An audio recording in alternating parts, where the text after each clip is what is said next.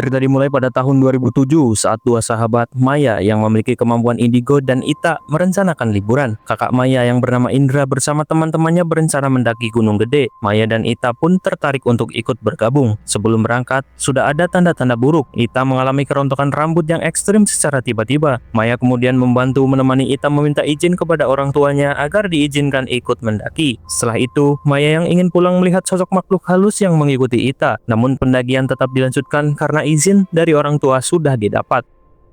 Saat tiba di base camp, Ita menyadari bahwa dirinya sedang datang bulan. Meskipun Maya sudah memperingatkan resiko mendaki dalam kondisi tersebut, Ita tetap bersikeras ikut. Di kamar mandi base camp, Ita mulai diteror oleh sosok makhluk halus yang bahkan mencuri pakaian dalamnya.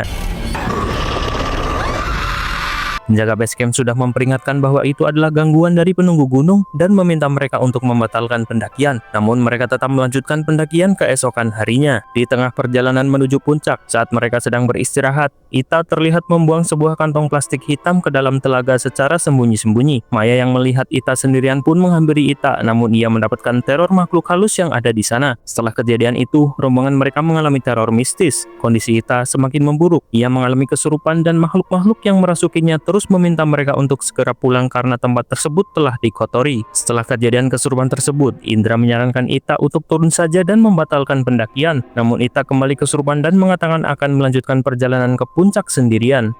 Teman-temannya yang khawatir pun menyusul Ita. Di tengah perjalanan, mereka ditampaki oleh sosok nenek-nenek yang membuat mereka kabur ketakutan.